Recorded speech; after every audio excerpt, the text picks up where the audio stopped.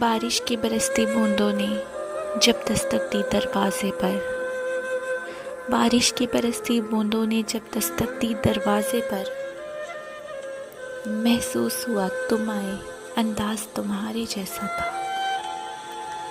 ہوا کے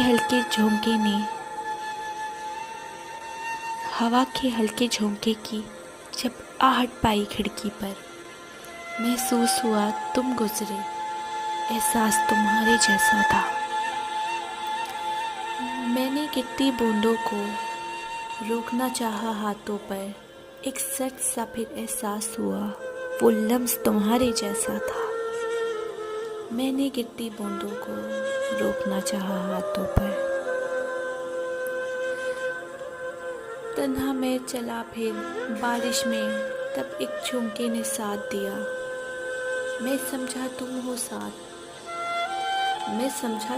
ساتھ میرے، وہ ساتھ تمہارے جیسا تھا۔ پھر رک گئی وہ بارش بھی، رہی نہ باقی آہٹ بھی، میں سمجھا مجھے تم چھوڑ گئے، انداز تمہارے جیسا تھا۔